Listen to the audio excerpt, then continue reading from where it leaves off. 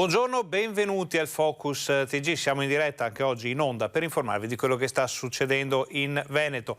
Notizia di servizio: oggi la conferenza stampa del governatore Luca Zaia verrà spostata in avanti di qualche minuto. Infatti non si terrà come sempre il punto stampa alle 12:30 nella sede della Protezione Civile di Marghera, ma saremo collegati con la Vicenza, con la sede del SUE 118, che verrà inaugurata proprio dal governatore Luca Zaia. Inizio del collegamento previsto fra le 12:30 e le 13. Zaia arriverà a Vicenza da Verona, dove è in corso un altro evento al quale sta partecipando il governatore del Veneto. Seguiremo tutte le fasi dell'inaugurazione di questa nuova struttura e naturalmente parleremo con i nostri giornalisti, con il presidente del Veneto Luca Zaia, per fare il punto un po' sulla situazione dell'emergenza coronavirus, perché sappiamo che ci sono dei dati che fanno pensare a una direzione ben precisa, anche positiva per molti versi, dell'emergenza. Però bisogna stare attenti, ci sono tantissime cose ancora di cui parlare. Dovrebbero arrivare fra poco i dati dei vaccini, anche quindi per capire da che parte sta andando la campagna vaccinale. Quindi dalle 12:30 in poi ogni minuto è buono per collegarsi con Vicenza.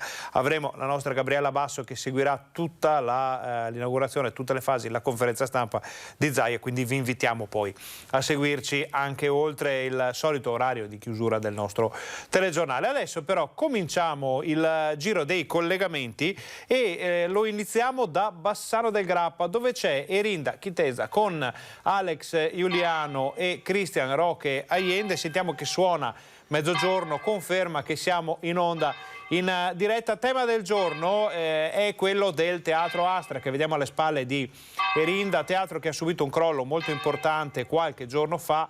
Si sta cercando di capire come superare questa situazione. La città vorrebbe che il teatro diventasse proprietà pubblica, proprietà del comune, quindi che i bassanesi tornassero ad avere questo punto di riferimento culturale, ma la situazione è molto complicata. Cos'è successo, Erinda? Cosa sta succedendo in questo momento a Bassano? Buongiorno Ferdinando e buongiorno a tutti i nostri telespettatori. Esattamente, ci troviamo fuori del Teatro Astra perché oggi ci sarà il sopralluogo da parte del sindaco insieme all'assessore all'urbanistica e anche alla sovrintendenza, dove appunto si verificheranno un po' i danni che sono stati recati dal cedimento di una parte del tetto del teatro. Ovviamente noi vi terremo aggiornati su tutto e vi daremo informazioni ancora più specifiche nei nostri telegiornali questa sera. Sì. Erinda, per adesso sì. Cioè, è già iniziato, ci dicevi, ci parlavi di un sopralluogo, è già in corso, arriverà qualcuno a breve, è previsto qualcosa nelle prossime ore? Sì, dovrebbero appunto arrivare il sindaco insieme all'assessore all'urbanistica, però non sono ancora arrivati, dovrebbero arrivare in pochi minuti, intorno mezzogiorno, fra un pochino, insomma mezzogiorno e 10, mezzogiorno e un quarto. E ovviamente noi saremo qui e filmeremo e appunto chiederemo anche al sindaco e agli assessori che danni sono stati recati nello specifico, perché appunto ricordiamo che in questi giorni, come anche abbiamo intervistato altre persone, i bassanesi, c'è la voglia di restituire questo teatro ai cittadini, ma molte persone anche sono talmente volenterose che vorrebbero mettere dei contributi loro in modo tale che il teatro venga ripristinato.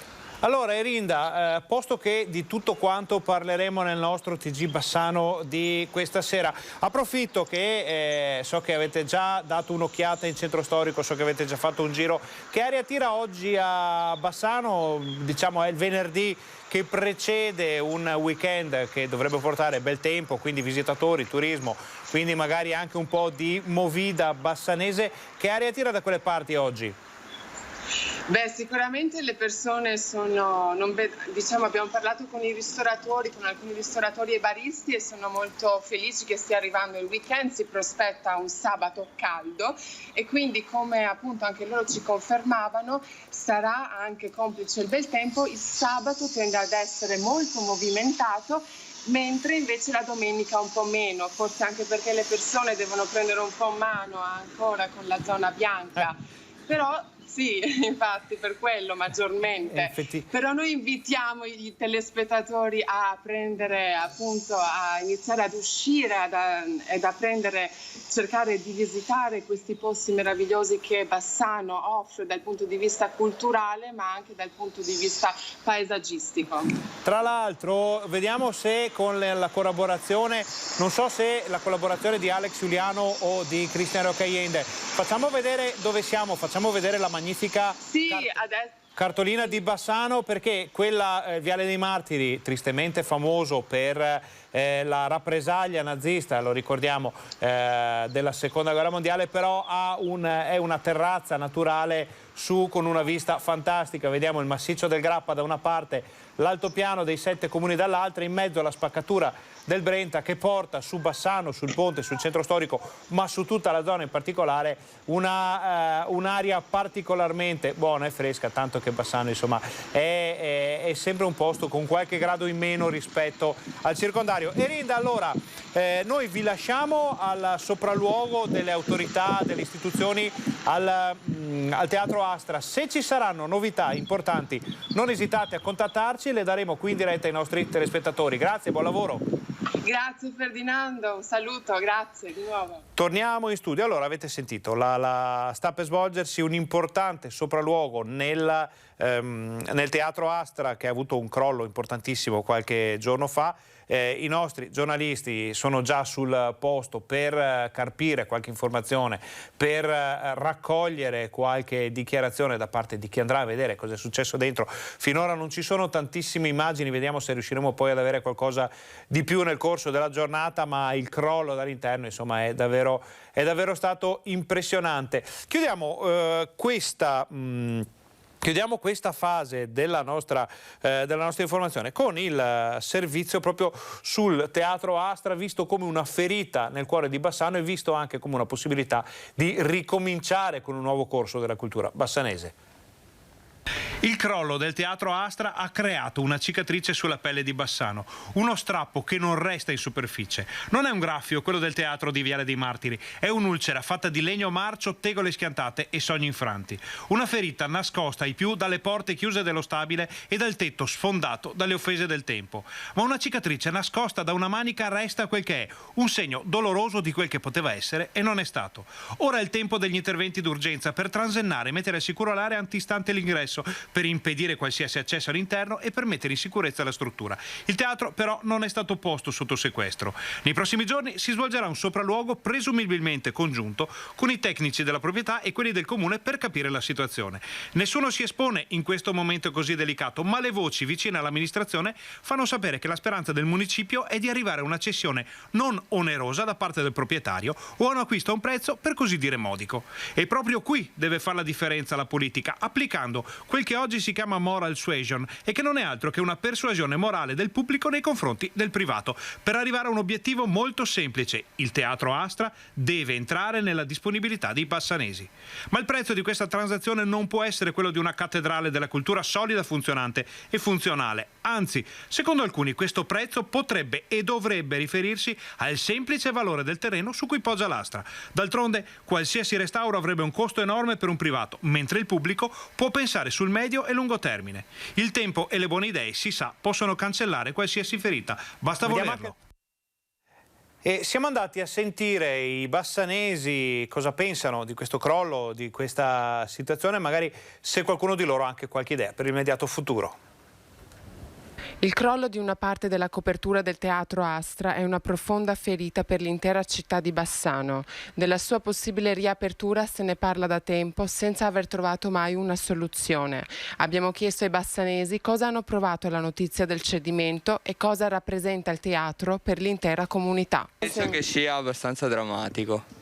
No, bisognerebbe dare priorità alla cultura bassana, al turismo. Sarebbe da riscoprire, da valorizzare e da investirci i soldi. Mamma mia, dovremmo condividere tutti a questa, con un piccolo contributo per risanare quello che è questa parte sociale molto importante. Che il proprietario doveva sistemarla, tutto là. È un'incuria praticamente. Mamma mia. Che cosa rappresenta secondo lei il Teatro Astra per Bassano? Per tutto, tutto perché era una cosa ancora quando io ero giovane che si andava al cinema, che non è successo niente per le persone, no? Se no poteva essere una tragedia se c'era qualcuno. Sono rimasta scioccata. Veramente ho detto, ma com'è possibile che sia precipitato tutto così? Ma è arrivato all'improvviso questo crollo? È stato un crollo improvviso, ma è da molto tempo che il teatro necessitava di lavori.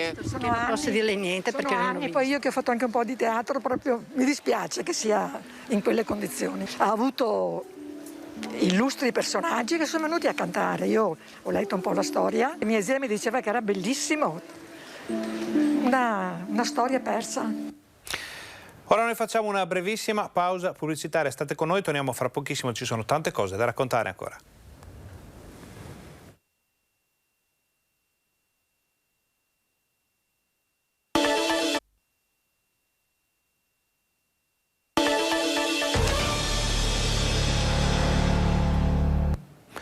Buongiorno, bentornati al Focus TG, siamo in diretta anche oggi in onda per informarvi di quello che sta succedendo in Veneto. Abbiamo aperto il nostro telegiornale con un luogo di cultura, di storia danneggiato da un crollo, parliamo del Teatro Astra di Bassano.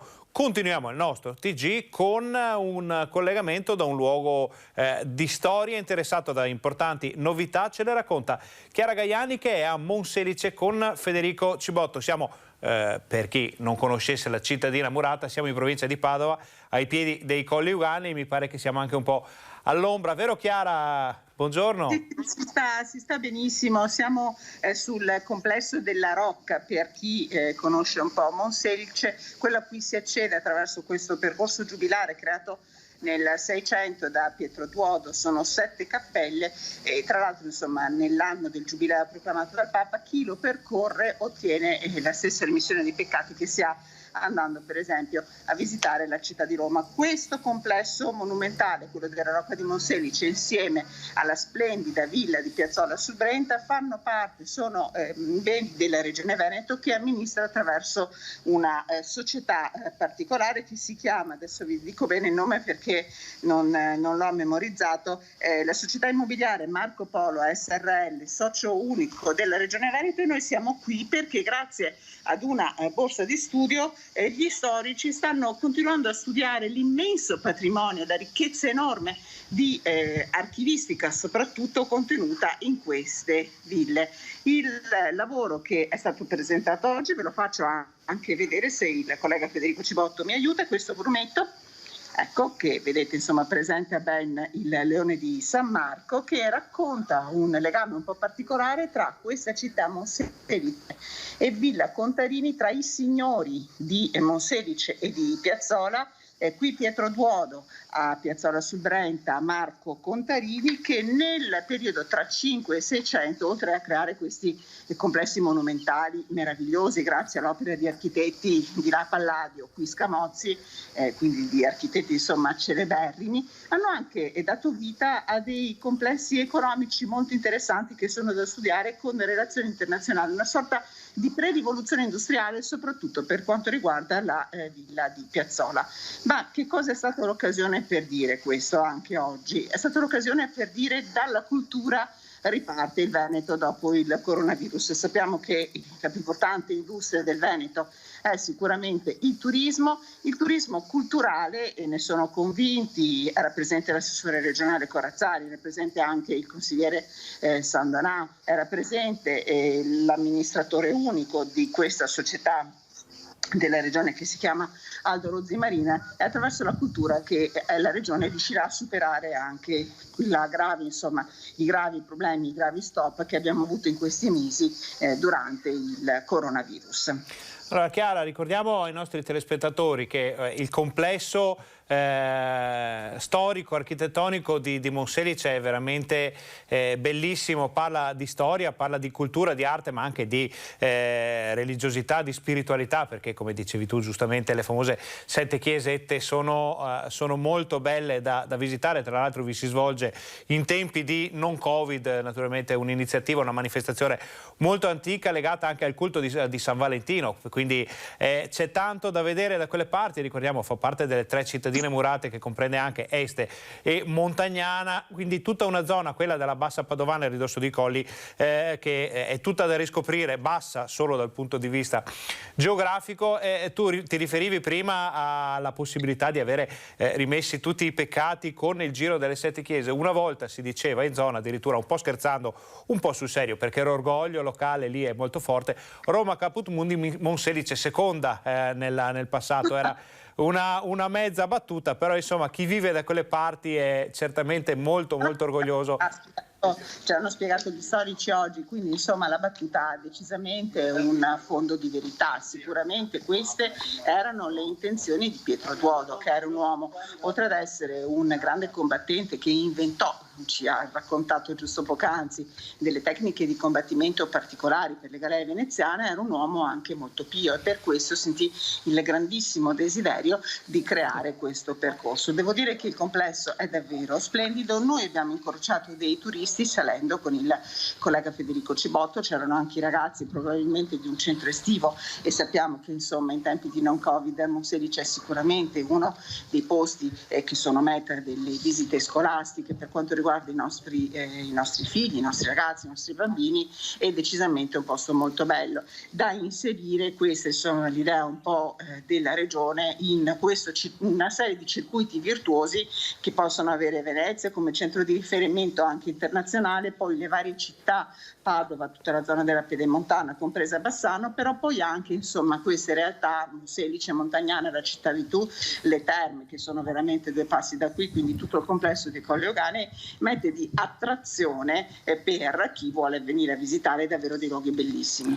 D'altronde, Chiara, se il Veneto è la regione più turistica d'Italia, insomma un motivo ci sarà. Quel minimo d'orgoglio di cui parlavamo prima lo possiamo allargare a tutta una regione che dalle vette delle Dolomiti fino al delta del Po insomma può offrire davvero moltissimo a tutti. Chiara, noi ti ringraziamo per questo interessante collegamento, ringraziamo anche il collega Federico Cibotto per la parte tecnica. Se c'è qualche piccolo appunto finale, altrimenti vi lasciamo andare, anche perché sappiamo che... Se mi permetti Ferdinando, giusto che siamo in questo posto, ricordo la diretta di domenica su Rete Veneta, quando la reliquia di Sant'Antonio, probabilmente ne avete già parlato insomma durante la vostra diretta, insomma durante il Focus TG, tornerà da Padova a Venezia e sul Canal Grande sarà scortata dal corteo delle Eremie. Penso sarà davvero un viaggio spiritualmente intenso ma anche molto emozionante. È vero, e lo ricorderemo spesso, perché qui a domenica sono tra l'altro moltissimi telespettatori che ci chiedono informazioni sul ritorno della reliquia, quindi è importante parlarne. Grazie, buon lavoro, buona giornata. Grazie a voi. Torniamo in studio. Allora, avete visto delle immagini molto belle. Già il fatto, si sentivano sotto le cicale, si sentiva una quiete davvero importante. Tra l'altro, piccolo dettaglio tecnico, di solito i nostri giornalisti fanno i collegamenti via Skype con le cuffie per evitare che i rumori esterni entrino nel microfono del telefono e possano disturbare un po' la qualità del collegamento. Quello che avete sentito era un collegamento senza cuffie, vuol dire che c'era una pace, a parte le cicale, quel po' di vento che si muoveva davvero importante, e questo ci conferma anche la bellezza di questi luoghi, non solo dal punto di vista storico, architettonico, ma anche proprio da quello dello star bene, passateci questo termine. Poi questa sera nei nostri telegiornali tutti gli approfondimenti su quanto è stato discusso finora. Nel nostro telegiornale di questa sera però parliamo del TG Bassano. Noi saremo in diretta anche da un evento molto meno gioioso rispetto a quelli di cui abbiamo parlato finora, come la visita al complesso monumentale e storico di Monselice. Saremo all'ultimo saluto che amici, parenti, conoscenti daranno a Michele Merlo, il ragazzo di Rosà, morto all'ospedale di Bologna in seguito a un improvviso malore. Ieri si è aperta la Camera Ardente, che è ancora aperta, ancora attiva. Abbiamo avvicinato un po' di amici, di persone che sono andate a salutare Michele. Era ed è un ragazzo meraviglioso. Gli occhi parlavano da soli e la sua musica rispecchia lui. Lascia un grande vuoto, Michele. Tanto, Michele era oro per noi, era oro per tutti, per il mondo intero. Sì. Le lacrime solcano il viso delle tante persone che oggi si sono strette a Michele Merlo, il giovane cantautore, romantico, ribelle dagli occhi dolcissimi, scomparso il 6 giugno per una leucemia fulminante. È una persona splendida che ci manca già moltissimo e speriamo ci dà la forza di ricordare le cose belle, di andare avanti con le cose belle della vita, insomma. Era il fratello che ho scelto perché ci siamo proprio trovati anche con la famiglia, era proprio di casa ed era Michele, ci sono poche cose da dire, era fantastico.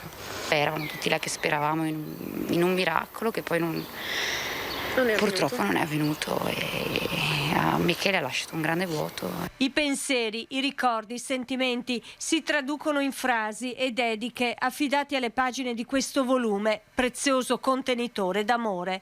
Qualcuno ha portato una lettera, c'è chi arriva con un fiore in mano. Mi sento partecipe al dolore dei genitori ed è una cosa, penso, straziante. Alla Camera Ardente, allestita presso l'Istituto Maria Ausiliatrice, è arrivato anche l'assessore regionale Manuela Lanzarin. Una tragedia immensa, una tragedia che non può aver parole, ma solo la vicinanza e il silenzio, insomma, quando succedono cose di questo tipo e quando si vede una vita così giovane spezzata così in fretta.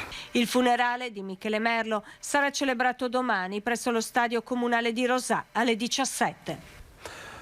Allora, prima di andare in pubblicità arriva un'ansia molto importante perché il presidente Luca Zaia era presente questa mattina all'inaugurazione di una fiera dedicata alle due ruote. Una fiera, la prima praticamente in presenza dopo tante difficoltà. Zaia dice: con l'apertura delle fiere l'economia ricomincia a girare. Dal Covid stiamo venendo fuori, le vaccinazioni funzionano, dice Luca Zaia ai giornalisti presenti sul posto. I vaccinati non si rivedono più in ospedale e soprattutto c'è molto voglia di fare. Le proiezioni di un PIL in crescita ci sono e sono importanti.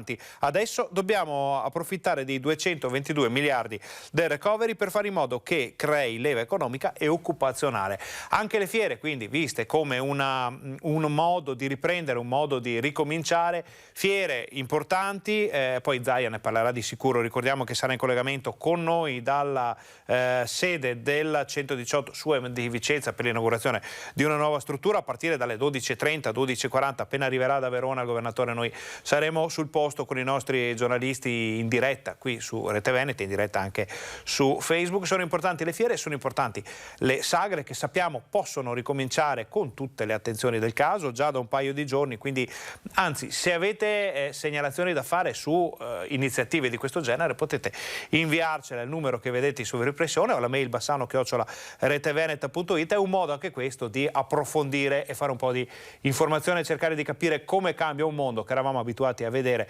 d'estate e che invece potrebbe essere molto diverso. Adesso con la regia di Alessandro Costacurto noi facciamo una brevissima pausa pubblicitaria. State con noi, torniamo fra pochissimo, ci sono ancora tante notizie.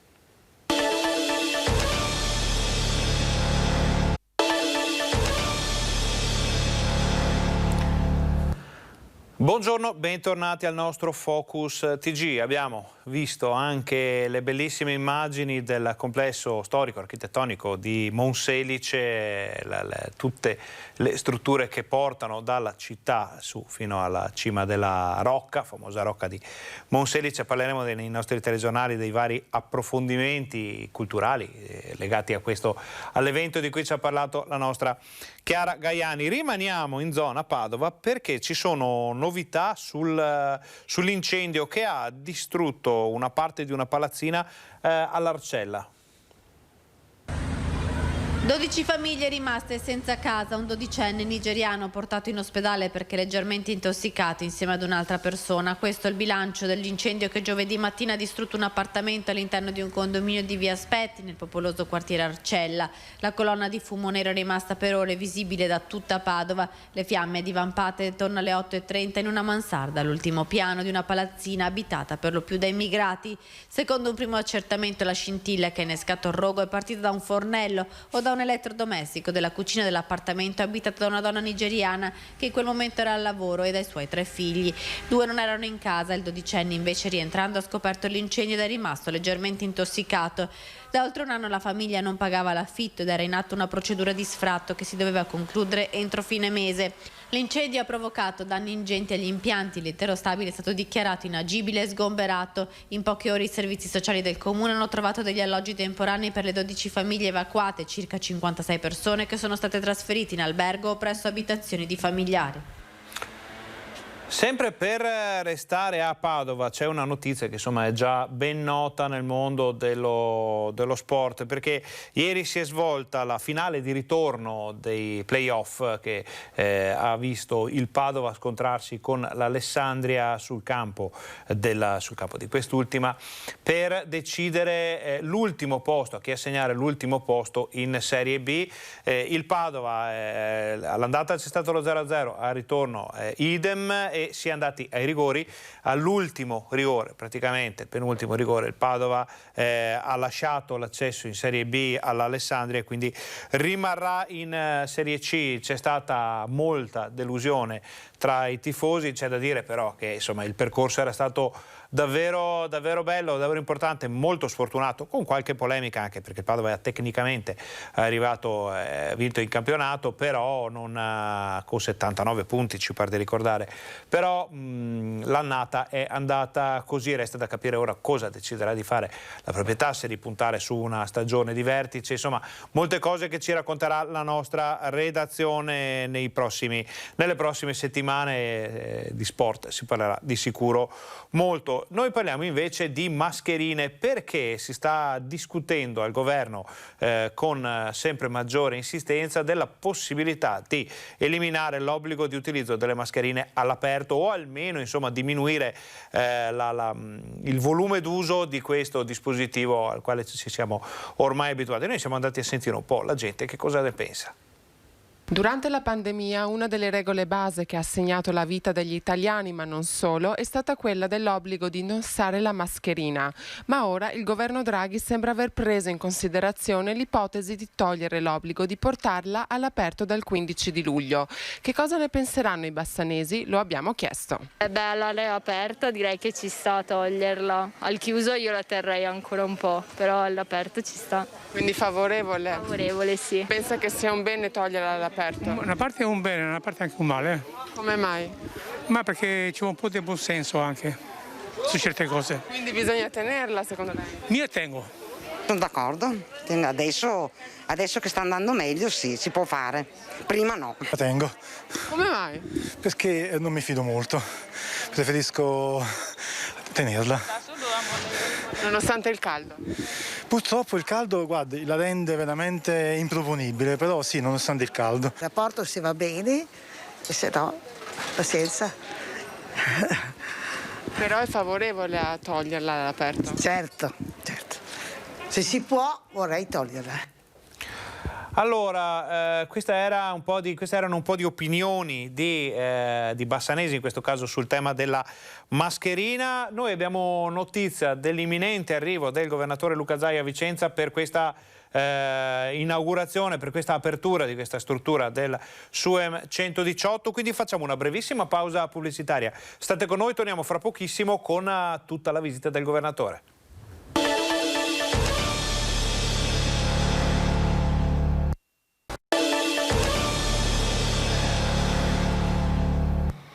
Buongiorno, bentornati al nostro Focus TG. Allora, noi siamo già pronti ad andare in collegamento con Vicenza, dove è attesa a momenti la visita, l'arrivo del governatore Luca Zaia, che presenterà, aprirà, inaugurerà, farà il taglio del nastro, insomma ci pare di vedere che ci sia già un nastro tricolore preparato per la nuova sede del SUEM 118. Sarà poi l'occasione naturalmente per parlare anche di emergenza, di coronavirus, di tutto quello che è importante in questo periodo. Prima di andare però con il governatore vediamo un servizio che riguarda i sindaci,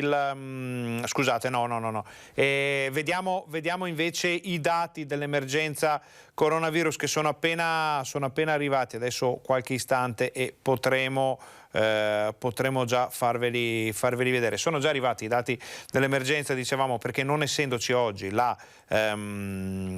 la conferenza stampa di Zaia, non vengono forniti dal governatore, il quale arriva e parlerà naturalmente di coronavirus di emergenza, di vaccini e di altre situazioni, ma non con i dati sotto mano. Allora, con la regia di Alessandro Costacurta, in attesa di Zaia, vediamo i dati riguardanti le vaccinazioni, perché in questo momento abbiamo 3.607.000 dosi somministrate in Veneto, 49.780 nell'ultima giornata disponibile, che è quella di ieri. Sono dati aggiornati alla mezzanotte, quindi gli ultimi disponibili. 49.780 fa quasi il paio col record che abbiamo visto qualche giorno fa di 50.000, ed è una buona notizia, perché vuol dire che ormai la macchina vaccinale del Veneto marcia al massimo delle sue possibilità. Sono 25.000 le prime dosi inoculate nell'ultima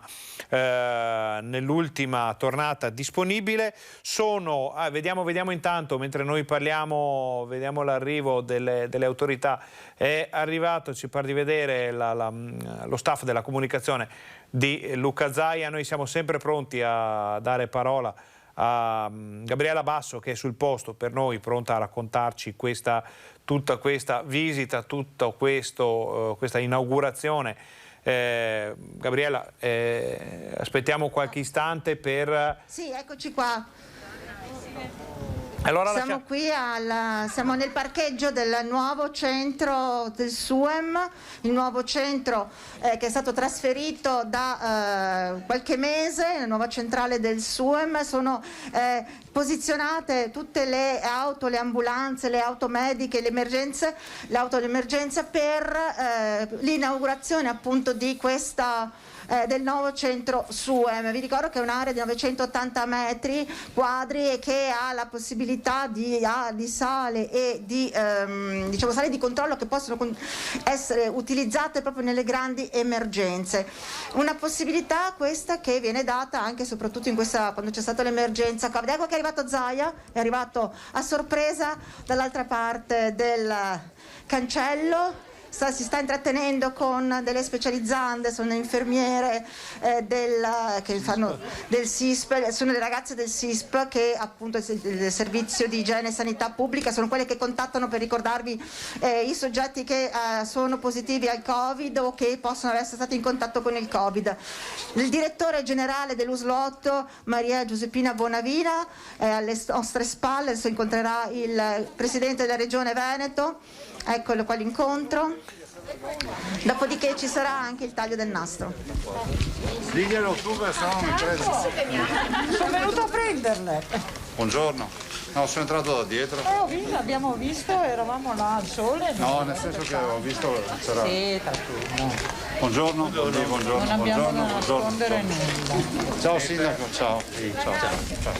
Ecco, qui abbiamo il direttore generale, il sindaco di Vicenza Francesco Rucco, con il presidente della regione Veneto. Questa è un'operazione esclusivamente benedizione. Ecco, un incontro, un attimo stanno spiegando esattamente come funzionerà, come è attrezzato appunto l'assessore regionale alla sanità Manuela Lanzarin. Eccole qui presente anche lei. Sì, c'ero io.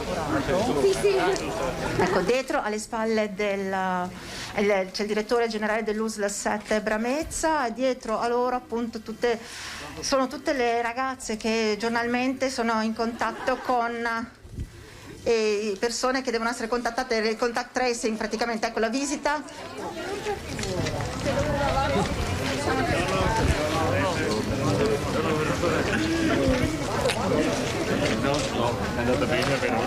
Vedete, un saluto a tutti i volontari, personale medico e infermieristico del SUEM 118 dello Slotto Berica.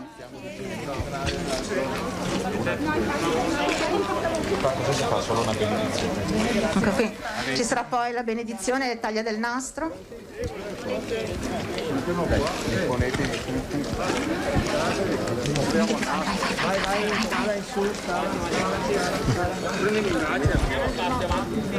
Ci sarà il posizionamento. Eccoci. Vedete, Presidente, stanno organizzando appunto la cerimonia. una foto anche di gruppo di tutto il personale del SUEM 118 con i dirigenti dell'USL, l'assessore.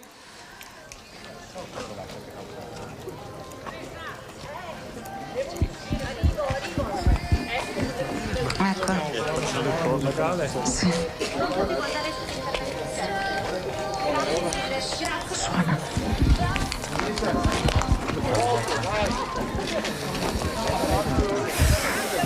Ecco, vedete che è arrivata anche la direttrice del SISP, Maria Teresa Padovan, quindi veramente in questo momento tutto, diciamo, il corpo sanitario, infermieristico, medico, dirigenti dell'USL 8 e non solo sono qui presenti in questo momento.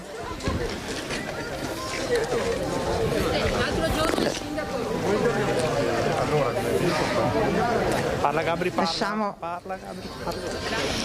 Vuole proprio, ecco, vedete, sta raccontando, sta posizionando un po' tutte le persone, perché sapete che il Presidente, ecco, il Presidente Zaia appunto ha voluto tutti a fianco a sé in questo momento importante. Avete sentito? Sono tutti qua presenti per questo momento importante, la foto di gruppo, perché è il momento anche di riconoscimento, l'applauso, come sentite? Perché sarà stato un anno e mezzo dove tutte queste ragazze, come la direttrice del SISP, come tutto il SUEM, sono stati impegnatissimi nel lavoro anche contro il Covid per contenere appunto la pandemia. Ecco il momento più importante, adesso qui a disposizione stanno arrivando le forbici anche per tagliare questo importante nastro, perché questo SUEM, questo nuovo centro SUEM è importante perché dà più spazio e maggior manovra e possibilità di lavoro a tutti gli operatori, il momento della cerimonia. Affidiamo a Maria, Madre degli Interni, la nostra supplica per ottenere la divina benedizione su questa struttura, su questi mezzi, sui malati che ne usufruiranno e su quanti si prodigano ai loro servizi. Padre nostro, che sei nei cieli, sia santificato il tuo nome. Venga il tuo regno, sia fatta la tua volontà, come in cielo così in terra. Dacci oggi il nostro pane quotidiano e rimetti a noi i nostri debiti, come anche noi rimettiamo i nostri debitori. E non ci indurre in tentazione, ma liberaci dal male. Padre onnipotente e misericordioso, fonte di ogni benedizione, tu hai affidato la sorte di ogni infermo alle cure premurose del tuo popolo, che cammina in novità di vita in Cristo tuo Figlio. Esaudisci le nostre preghiere, per la grazia del tuo Spirito, fa che questa struttura, che questi mezzi, questi strumenti diventino luogo di benedizione e di carità autentica. Qui vengano i fratelli e le sorelle e possano gli infermi recuperare prontamente la salute e renderti fervide grazie dei benefici ricevuti. E chiediamo che la tua benedizione, Signore, discenda su tutto il personale sanitario e su quanti si dedicano alla cura dei fratelli. Per Cristo nostro Signore. Amen. Sia gloria al Padre, al Figlio e allo Spirito Santo, come era nel principio, ora e sempre, nei secoli dei secoli. Amen. E su tutti voi qui presenti scenda la benedizione di Dio Onnipotente, Padre, il Figlio e lo Spirito Santo. Amen. Nel nome del Signore andate in pace. Grazie a Dio. Grazie don Michele. Prego. Questo è dell'ava, se no te lo proprio scusami. No, basta. Ecco, avete sentito la benedizione dei mezzi, del personale del SUEM 118, ma anche del centro vaccinale e del SISP, la direzione appunto sanità, di servizi di sanità e igiene pubblica dell'USL 8 di Vicenza. Quel taglio del nastro in questo momento.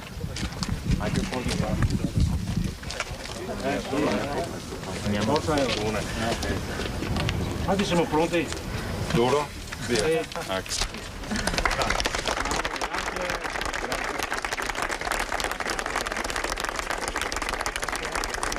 Buon lavoro. E grazie di tutto quello che avete già fatto un lavoro. Grazie. Ciao ragazzi, grazie. Grazie a lei, ha fatto un bel lavoro lei. Me paga?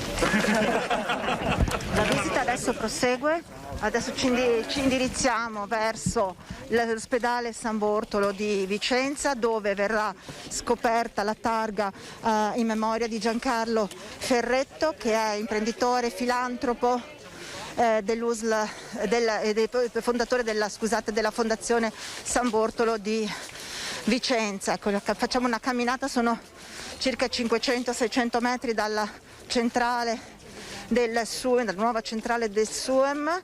Ci rechiamo, attraversiamo appunto questa strada che si chiama Via Cappellari per raggiungere appunto il San Bortolo, una passeggiata dove Zaia è assieme appunto con il sindaco di Vicenza, con il direttore generale dell'USL Ottoberica e l'assessore alla sanità regionale Manuela Lanzarin. Ecco, vediamo se riusciamo a intercettare qualche parola. Però devo dirti che dopo siamo in diretta. Moroso che ho trovato a Vicenza. Perché mi deve ascoltare TV? No, ma Rete Veneta la sta ascoltando, c'è tutto il pubblico di Rete Veneta e di Antena 3 che sta seguendo in diretta tutta la cerimonia. Intanto grazie a voi che ci seguite, a tutti i giornalisti, anche perché questo è un elemento che ci ha aiutato a essere molto più performanti con il Covid, no? Quando si parla del servizio pubblico, il servizio pubblico è questo fatto dai privati, nel senso che penso solo a un dato, adesso è appena uscita una circolare del generale Figliuolo mezz'ora fa che invita le regioni a scovare, fra virgolette, i 2.800.000 over 60 che ancora non si sono vaccinati, non hanno una prenotazione. Ecco, diciamolo fino in fondo che non è il caso del Veneto, perché grazie alle televisioni, alle dirette, ai giornali e tutto, i cittadini hanno avuto informazioni in maniera tempestiva e questo ci ha aiutato a fare molte vaccinazioni. Abbiamo superato i 3 milioni e mezzo di inoculazioni e siamo la prima regione in Italia per vaccinazioni. Sicuramente siamo i primi per aver messo in sicurezza gli over 60, cioè chi ha più di 60 anni è messo in sicurezza. Cosa vuol dire? Noi non siamo promotori del vaccino, noi diciamo semplicemente che il dato concreto è che chi si è vaccinato non torna in ospedale, noi non lo troviamo più in ospedale, questo è il dato positivo. Se avessimo avuto gli stessi vaccini un anno e mezzo fa non avremmo avuto l'epilogo che abbiamo conosciuto, insomma. Ecco, una realtà quella dell'USL Ottoberica che lei conosce, so che siete sempre in contatto e che ha visto anche dei buoni risultati, una performance molto buona, insomma. Ma guardi, la dottoressa Bonavina è la donna giusta sul posto giusto. Devo dire che noi abbiamo cercato un direttore su misura, in un'ULSS complicatissima, in un'ULSS che giustamente ha delle richieste, dei bisogni di alta qualità, di alto livello, e aveva bisogno di una manager come la dottoressa Bonavina. Penso che i risultati si siano già visti, non lo dico perché è qui, perché quando mi devo incazzare mi incazzo con i direttori, però oggettivamente la gestione c'è, è sul pezzo e questo è un ULSS che continuerà a crescere e vedrete i risultati. Ringrazio anche tutti i privati, tipo la Fondazione San Bortolo, che comunque è sempre a fianco nei nostri progetti. Noi stiamo investendo tanto, investiamo 70 milioni di euro all'anno nelle attrezzature, nelle tecnologie, perché pensiamo che la sanità del futuro sia quella di dare ai nostri medici, ai nostri professionisti le macchine all'avanguardia e fare in modo che i veneti abbiano una diagnostica di altissimo livello. Guardate, la diagnostica che c'è oggi qui a Vicenza non c'è neanche nei migliori ospedali americani, dove si paga tutto, anche l'aria. Lasciamo attraversare la strada perché in questo momento stiamo appunto lasciando via Cappellari per raggiungere l'ingresso, l'atrio dell'ospedale San Bortolo di Vicenza, dove appunto verrà scoperta la targa in memoria del filantropo, imprenditore e presidente fondatore della Fondazione San Bortolo Ferretto. Allora, adesso lasciamo un attimo il direttore generale dell'USL Ottoberica che sta dialogando con il presidente della regione Veneto, Luca Zaia, e abbiamo visto che appunto c'è stato questo momento importante. Avete sentito il Presidente come ha raccontato come è stata la performance sia dell'USL Ottoberica ma della Regione Veneto, le ultime novità da parte di Figliuolo, che appunto ha chiesto alle regioni di scovare tutti gli over 60 che non si sono, scovare è un termine molto forte ma questa è la realtà, di scovare gli over 60 che ancora non si sono prenotati, una cosa che in Veneto, come ha detto lo stesso Presidente Zaia, non c'è, non è così allarmante, non è così grave insomma. Ecco, siamo quasi per raggiungere l'ospedale, l'ingresso del San Bortolo, stiamo arrivando alla porta proprio d'ingresso del San Bortolo dove in realtà fino a poco tempo fa e ancora adesso ci sono le barriere dove vengono controllati, monitorate la temperatura, igienizzate le mani delle persone che devono accedere all'ospedale. Ecco, continuiamo questa traversata della strada, dell'ingresso dell'ospedale San Bortolo, ancora pochi metri e saremo all'interno dell'atrio dell'ospedale appunto di Vicenza, dell'Uslotto Berica. Ecco, c'è un momento di stop, come vi dicevo, proprio per il controllo delle mani. Si stanno controllando, vedete c'è anche lo stesso addetto stampa Parmigiani, addetto stampa della Regione Veneto, del Presidente Luca Zaia, vedete, non c'è, ovviamente per tutti, la regola vale per tutti, quindi vale anche per tutto lo staff, vale per l'assessore regionale, per il Presidente, l'igienizzazione delle mani, la mascherina, come vedete tutti quanti siamo dotati di mascherina, addirittura FFP2, proprio perché ancora oggi mascherine, igienizzazione, distanziamento sociale devono essere mantenute, è fondamentale anche all'aperto, bisognerà vedere poi cosa deciderà. Si parla di poter eventualmente liberarsi delle mascherine a fine giugno, un'ipotesi, anche se in molti parlano del 15 di luglio. Vediamo, stiamo ancora seguendo il Presidente se ha varcato, eccolo che sta arrivando, ancora pochi passi e siamo all'interno siamo nell'area proprio all'interno dell'ospedale, dell'area centrale, stiamo arrivando all'ingresso. Io vi racconto proprio questa camminata, che è una camminata anche proprio per vedere la struttura, per far vedere anche com'è la situazione dell'ospedale del San Bortolo e dell'Uslotto Berica, a parte del Presidente Luca Zaia. Un attimo ancora, un momento, uno stop, una foto, vediamo. Con me c'è Simone Scorcina, l'operatore, con un selfie con il Presidente Luca Zaia. È una cosa importante, sono momenti comunque in cui si convive, si assapora la stessa sensazione, le stesse situazioni tra persone comuni. Il Presidente Zaia sapete che non si sottrae mai a questi momenti di partecipazione con le persone, con la gente.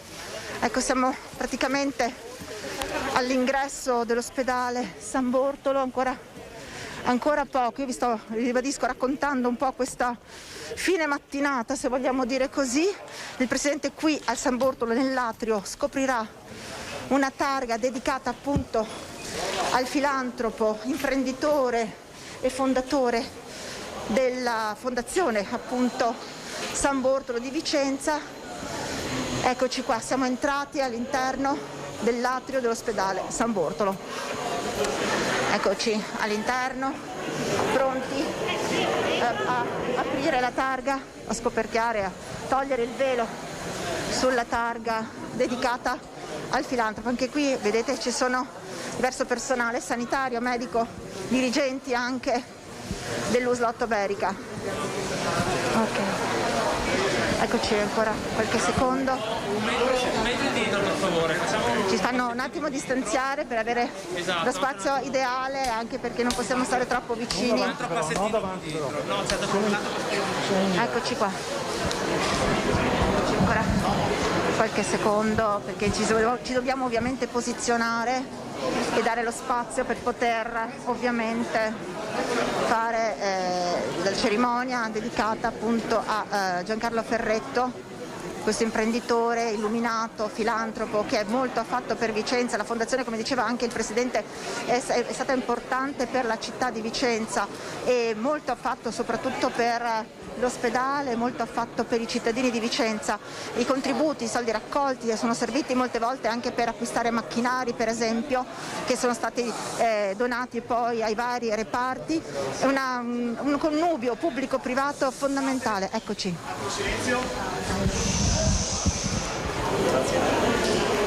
Allora, buongiorno a tutti, buongiorno Presidente, benvenuto. Ti abbiamo coinvolto in questa manifestazione che è una parte pulsante del cuore della nostra azienda.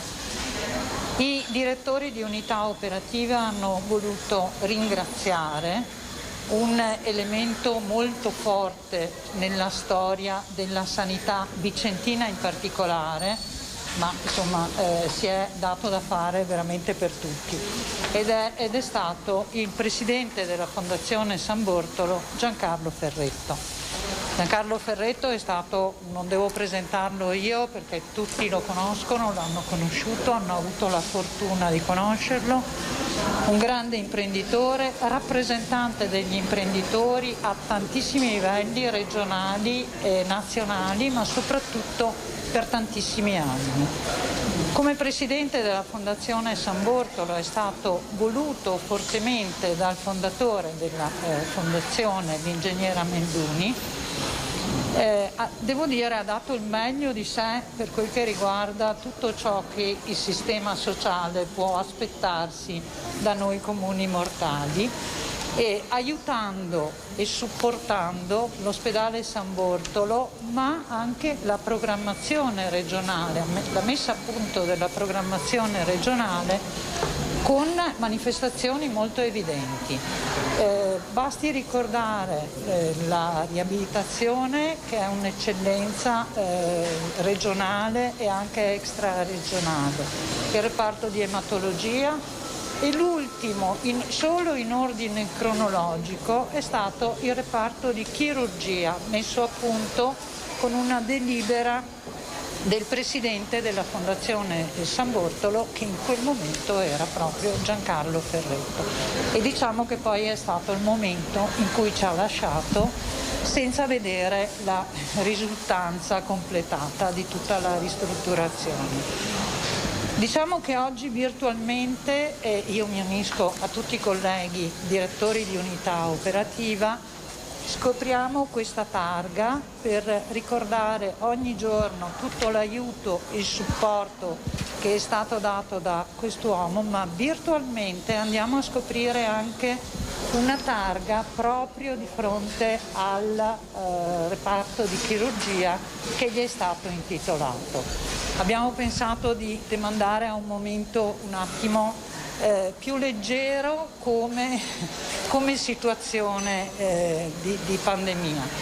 Quindi io purtroppo, non avendolo conosciuto, ho letto un sacco di cose, mi unisco sicuramente a tutti i colleghi che hanno voluto questo momento, anche non solo per le situazioni strutturali che ci ha lasciato, ma anche e soprattutto per tutto ciò che ha insegnato dal punto di vista morale e civile.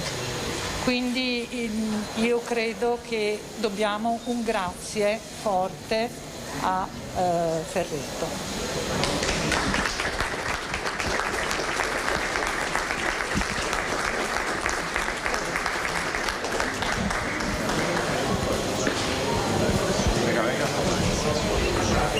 Adesso c'è il momento appunto della scopertura della targa. Vediamo, facciamo le immagini.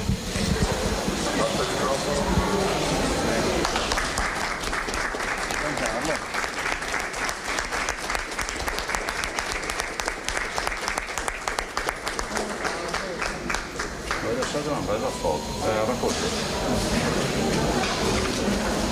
Facciamo una foto un attimo. Sì. Adesso le foto di rito. Signori, un attimo, facciamo una foto per tornare, senza microfono, grazie. Scusate, non sono un po'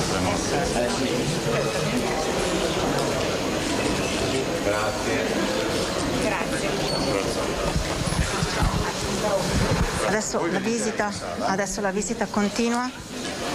La visita continua perché attraversiamo l'ospedale per recarci nell'aula magna Gresele, dove ci sarà praticamente, ecco, quella vedete è la figlia dell'imprenditore Ferretto.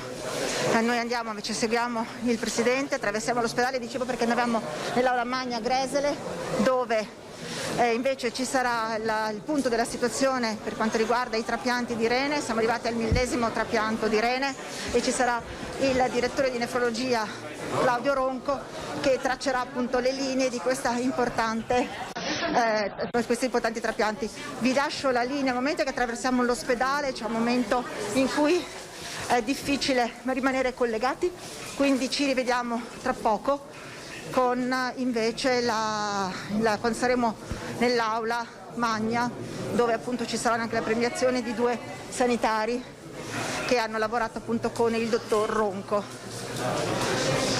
Allora, torniamo in studio, lasciamo i nostri colleghi, lasciamo alle autorità. Intanto noi continuiamo con la regia di Alessandro Costacurta a farvi vedere finché regge il collegamento, poi torniamo definitivamente qui in studio. Allora, un po' un riassunto. Luca Zaia era presente questa mattina alla fiera di Verona per una manifestazione fieristica legata alle 2 ruote, nella quale ha parlato anche dell'importanza delle fiere come motore per una ripartenza, motore per ricominciare. Noi stessi abbiamo l'hashtag ripartiamo, come vedete sul vostro schermo, quindi è il momento di guardare con maggiore fiducia al futuro, di guardare soprattutto al futuro. Quel che è successo, resterà nella nostra memoria, nei nostri cuori, resterà addosso a noi per tanto tempo, però è il momento di ricominciare, naturalmente con tutte le attenzioni del caso, distanziamento sociale,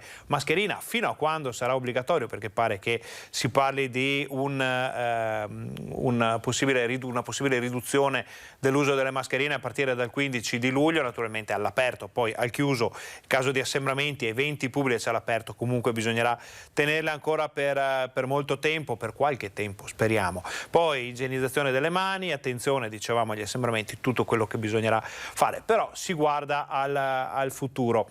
Oggi Luca Zaia non è nella sede della Protezione Civile di Marghera, è a Vicenza, prima era a Verona, adesso si è spostato a Vicenza. Abbiamo colto l'arrivo del Presidente con il taglio del nastro della nuova struttura del SUEM 118, importantissimo per una città come Vicenza, per un comprensorio fortemente urbanizzato, antropizzato come quello berico, dove sì, diciamo che ci sono delle aree sui colli o di aperta campagna molto meno abitate, ma la parte, l'interland del capoluogo provinciale, insomma, è fortemente antropizzato, quindi un forte senso di appartenenza e anche di utilità di questo servizio. Zaia ha fatto il taglio del nastro, poi si è spostato al San Bortolo per la scopertura di una targa e adesso sta attraversando l'ospedale. Noi siamo tornati in diretta per ora con le immagini, siamo pronti a dare la linea a Gabriela Basso in qualsiasi momento. Vedete che il Presidente Luca Zaia con le autorità, c'è anche l'assessore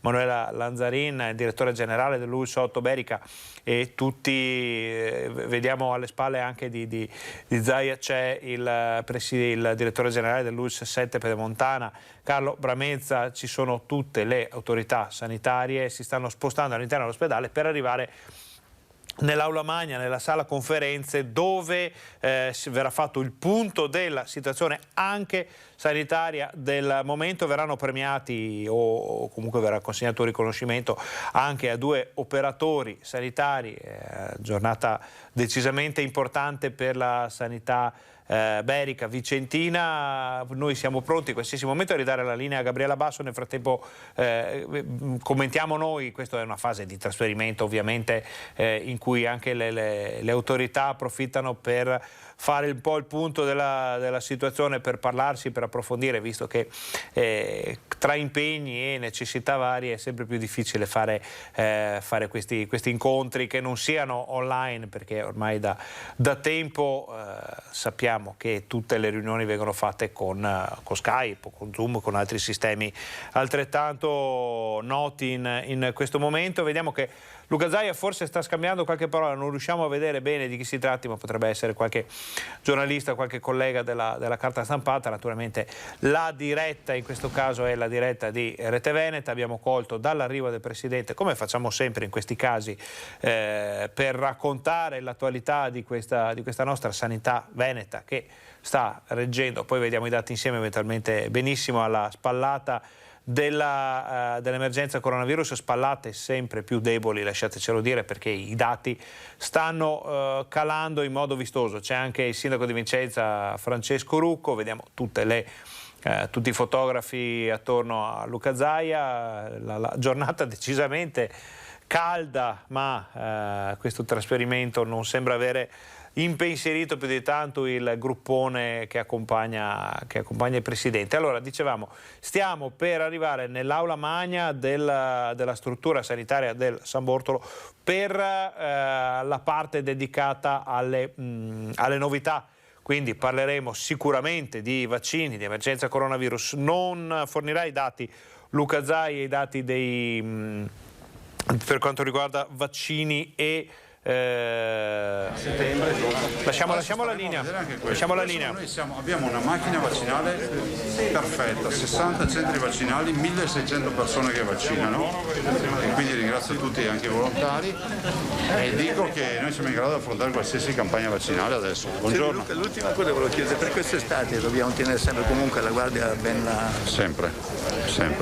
Allora, a tutti, non siamo liberi tutti, i ragazzi in particolare. Allora, io penso che sia fondamentale essere prudenti. È la politica dell'ombrello, no? In vacanza, anche se vai in spiaggia, magari nelle valigie te lo metti, no? Potrebbe sempre accadere che piova. Quella è la prudenza. E così sarà con la mascherina. La mascherina non sparirà l'obbligo all'aperto. Ma uno se la terrà, perché se mai rifà la coda al supermercato dice mi metto la mascherina a casa è meglio. Oggi abbiamo un'incidenza, però, che deve essere chiaro, di 11 casi su 100.000 abitanti a settimana. Cioè vuol dire che è... Sì, vuol dire che veramente bisogna essere veramente tanto sfortunati di incrociare uno. Però il che non vuol dire che non ci sono, perché se ci vai in una cabina telefonica con quel positivo, ancora circola in qualche modo, e questo virus ci ha abituato a cambiamenti repentini. Quindi non cantiamo vittoria. Quindi massima prudenza ancora per l'estate. Prudenza e nella libertà. Buongiorno. Prudenza nella libertà. Anche se nella libertà, diciamo, che ci è dovuta. Se ci dicono che non mette la mascherina, comunque se non c'è un luogo pericoloso, la prudenza. No, la politica dell'ombrello. Lo metti quando piove e te lo metti via quando non piove. Sì, luglio è una data, insomma. Ma io penso che luglio sia il mese. Il 15 non dico per toglierle. Sì, no. Non so se sarà il 15. Io penso che a luglio ci siano ormai. Cioè niente scuole, caldo, vaccinati. Intanto abbiamo capito che molti scienziati non hanno capito nulla quando dicevano che non c'entrava niente il clima. Se arriva in primavera e estate sparisce tutto. Qualcuno dovrebbe spiegarci. Infatti gli americani ce l'hanno spiegato, ultravioletti, i raggi incidenti, le temperature. Del resto questo è un coronavirus, è un virus della famiglia dei virus.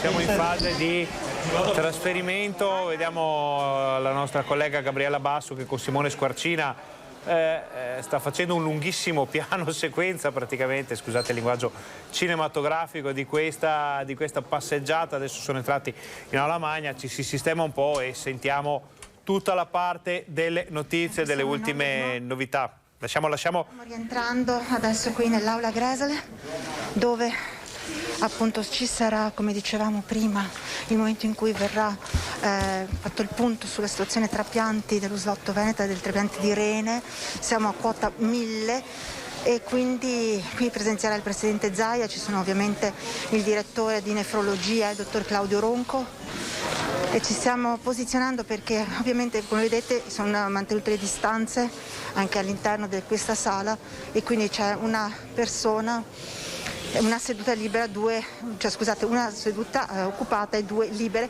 proprio per il distanziamento sociale. Ecco, ancora qualche minuto che si stanno sistemando appunto le persone, sono sedute al momento Si sta posizionando appunto anche il presidente Zaia sotto in prima fila, vedete alle mie spalle, non si può vedere, stiamo sistemando ovviamente per poter poi mandare in onda tutta la conferenza stampa.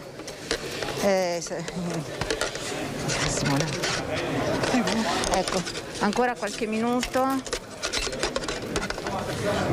vediamo se riusciamo a posizionare la camera in questo momento. Lasciamo qualche minuto ancora perché... Lasciamo qualche istante ai colleghi per organizzarsi, per posizionare l'attrezzatura per questa fase della visita di Luca Zaia. Si parlerà di un tema importantissimo come quello del trapianto di reni, poi aspettiamo tutti le dichiarazioni del presidente Luca Zaia, perché è comunque il caso di fare il punto sulla situazione vaccinale, avete sentito Zaia si è già espresso anche sulle mascherine. Torniamo da Gabriella Basso. Relativo al discorso trapianti. Ecco. Signor Presidente, invito la dottoressa Maria Giuseppina Bonavina, direttore generale dell'UPS Otto Verica, sì, pronto sì, a portare il suo saluto.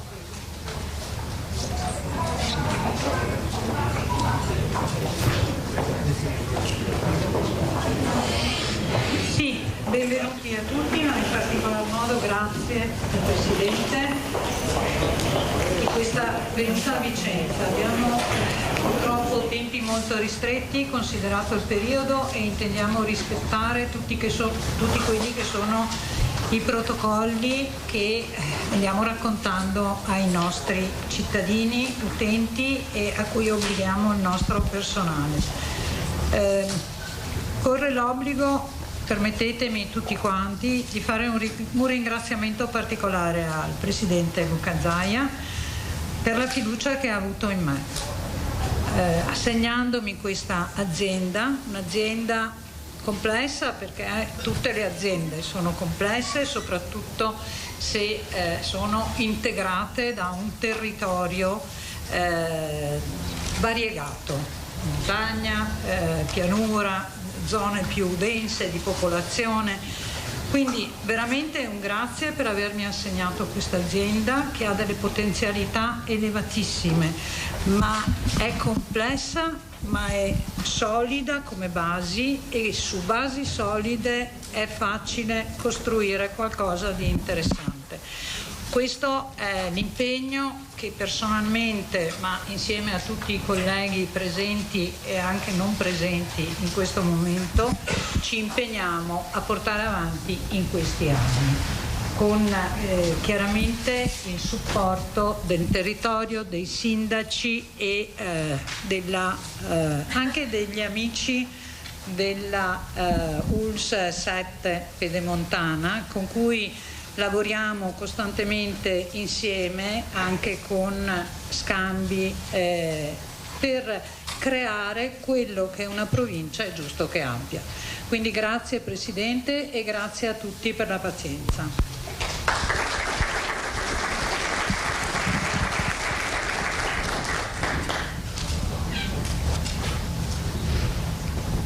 Invito l'avvocato Francesco Rucco, sindaco della città di Vicenza e presidente della provincia di Vicenza, a portare il suo saluto.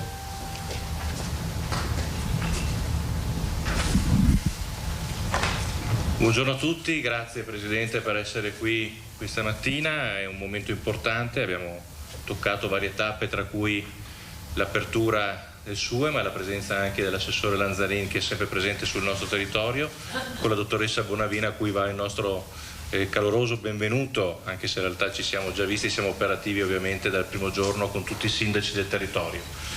Un ringraziamento ovviamente, visto che siamo qui in questa sala Gresler, per un risultato raggiunto importantissimo dei 1000 trapianti di rene, grazie al nostro professor Ronco, che è un'eccellenza vicentina come tanti altri colleghi naturalmente del nostro ospedale, ma il professor Ronco in particolare, oltre ad essere un'eccellenza medica, è un amico, e questo ci tengo a dirlo anche a livello personale.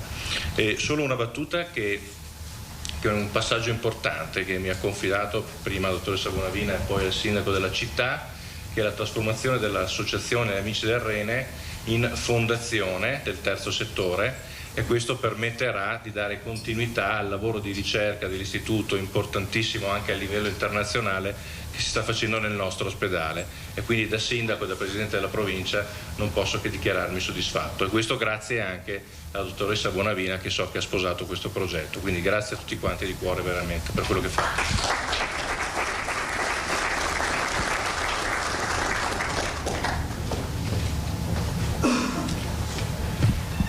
Invito il professor Claudio Aronco, direttore dell'unità operativa complessa di nefrologia dell'ULSS Otto Bericke, per il suo intervento.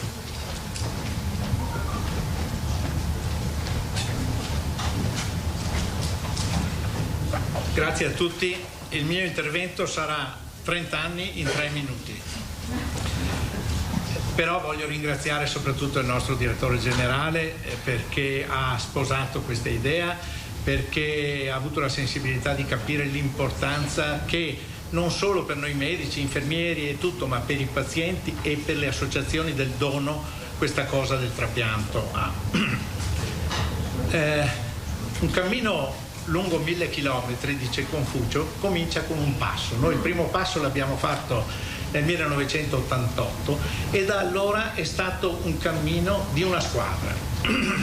Una squadra fatta di grande professionalità, di grande amicizia, di amore, di assistenza e di vicinanza. Le associazioni del dono, vi ricordo, sono state in prima fila ad aiutarci, ma naturalmente la struttura generale dell'ospedale, dell'ULSS, della sanità veneta ci ha veramente avvicinato, e quindi il cammino è stato un cammino con la chirurgia, con la rianimazione, con tutti i servizi che hanno consentito un percorso privilegiato dei nostri trapiantati all'interno dell'ospedale. Anzi, vi voglio dire che la pandemia non ci ha fermato, siamo stati fra i primi a creare degli algoritmi che poi sono stati utilizzati in tutto il mondo per far seguire dei percorsi privilegiati ai pazienti trapiantati in modo sicuro per i riceventi e per gli donatori, perché non dimentichiamoci che questo centro, pur piccolo perché ha un'utenza limitata proprio geograficamente, però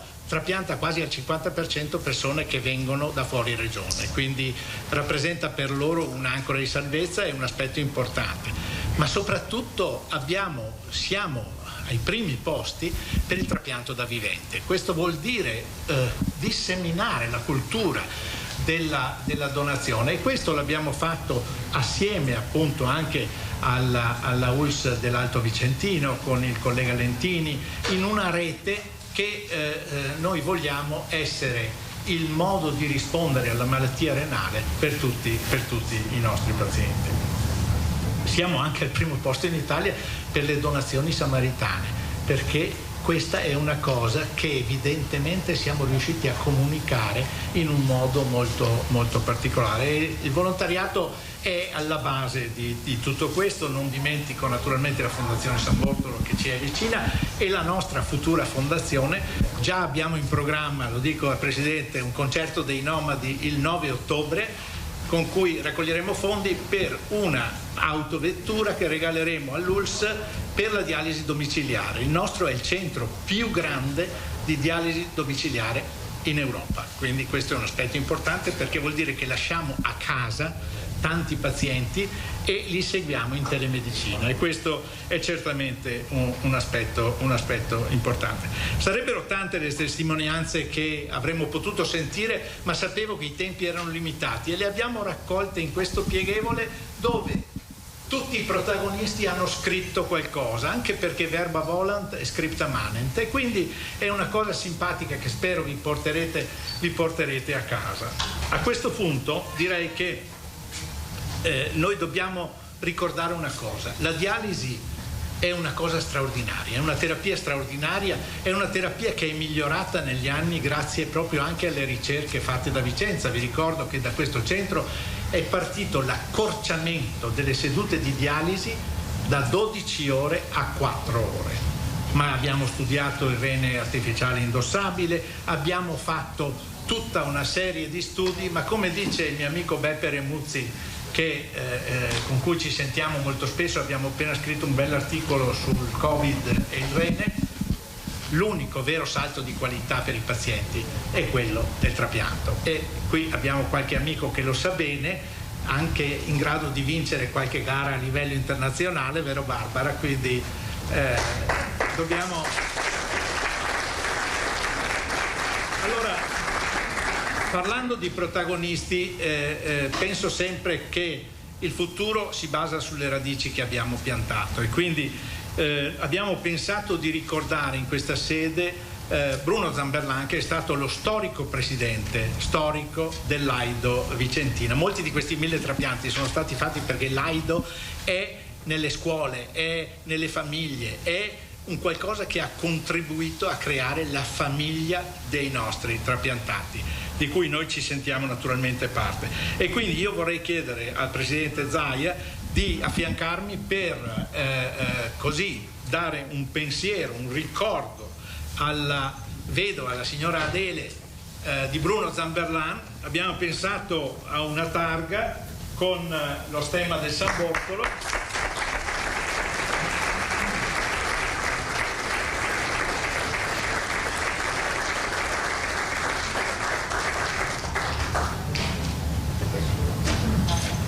Ecco Adele, dal presidente.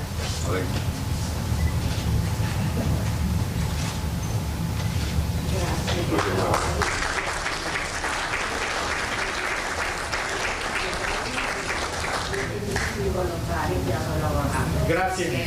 Grazie mille.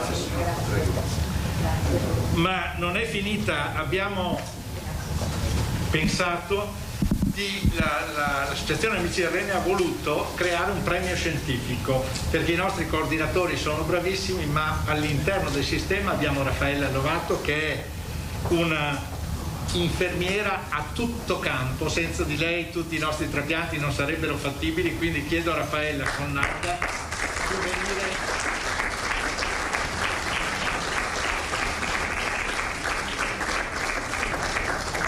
E abbiamo pensato a un diploma, ma anche a un piccolo segno tangibile che l'associazione ha voluto in qualche modo riconoscere. Cara Raffaella.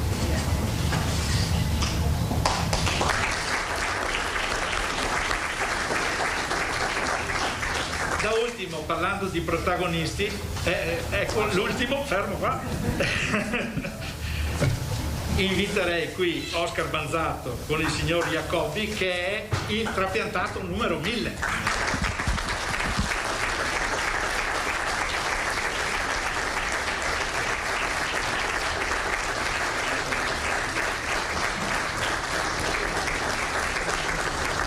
E prima di dirvi qualunque altra cosa, vi voglio ricordare che uno dei tanti trapianti da vivente e il rene è stato dato dalla mamma Paola.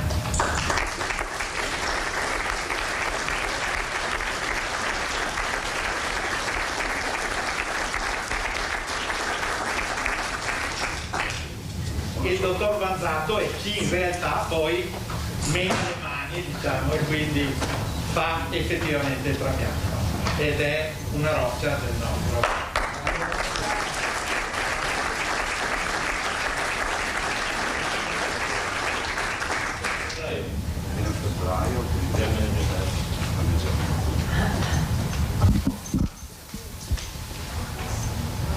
Però non se ne accorge, giusto? Basta uno. Un piccolo pensiero da parte di tutto quanto l'ospedale. Grazie.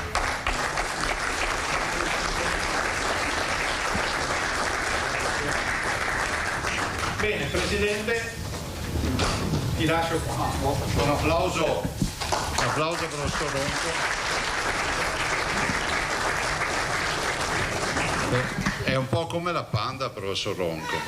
Se non ci fosse bisognerebbe inventarla. E no, lui ci mette tanta energia. Poi, a parte il fatto che mentre lo sentivate parlare, cioè, a molti sarà venuto in mente, a me almeno è venuto in mente, vabbè, allora la battaglia che abbiamo fatto per dire che non bisogna obbligarli ad andare in pensione, sti medici, è proprio vera, no? Ma io lo dico poi a ragion veduta, perché sono l'artefice del famoso prolungamento dell'età su base volontaria, che nacque prima del Covid, questa mia proposta, che poi finalmente prese corpo con il Covid. Guardate, io vi ringrazio, intanto sto passando un po' tutte le ULSS. La prima roba che dico sempre è grazie, perché avete fatto un lavoro ciclopico, parlo di tutti, no? Dalla direttrice generale a tutto il personale, cioè indistintamente, quando ricorderemo questa fase storica della nostra vita, la ricorderemo come i nostri nonni ci raccontavano della guerra. Voi sapete che abbiamo avuto 3.400.000 morti certi nel mondo, OMS dice che forse sono 4 volte tanto, abbiamo avuto più morti della seconda guerra mondiale, l'Italia è stata pesantemente toccata, il Veneto è stato pesantemente provato dal Covid, siamo l'8ª regione in Italia per mortalità e siamo quella che ha avuto più morti tra le più colpite. Però il lavoro eccezionale l'avete fatto voi, perché al di là di tutti questi chiacchieroni che vedete in giro, alla fine negli ospedali c'eravate voi e in unità di crisi c'eravamo noi. Tutto il resto è gente che sta in tribuna dello stadio di calcio, sa tutto della partita ma non rischia niente, magari anche in tribuna quella riscaldata in pieno inverno. Avete affrontato 400, vi dico 2 numeri solo, avete affrontato 425.000 positivi,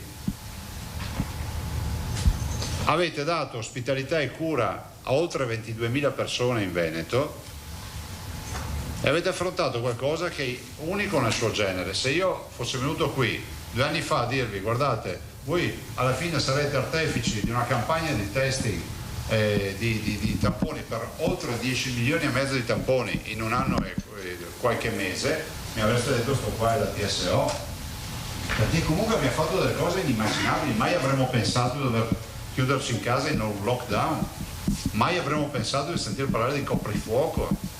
Quindi io penso che voi abbiate veramente subito uno stress test e lo abbiate superato. Io so qual è stata la condizione degli ospedali, Noi assieme alla sorella Lanzarin siamo lì dal 21 febbraio tutti i giorni e quindi se arrivano i respiratori, se arrivano attrezzature, se ci sono stati i dispositivi è perché qualcuno comunque si è sbattuto in lungo e in largo per poter darvi, guardate, tanto per darvi, lo dicevo stamattina a un medico a Verona, noi abbiamo in magazzino, ve lo posso dire, abbiamo 100 respiratori imballati pronti all'uso. Quindi oltre alle 1016 terapie intensive attivabili, per essere prudenti ho detto guardate, altri 100 ce li mettiamo in magazzino.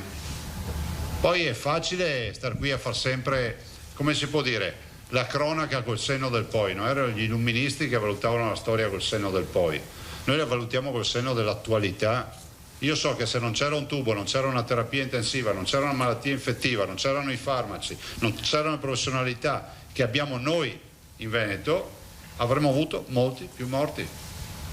Questo è l'unico discorso che so. Allora quindi grazie per questo.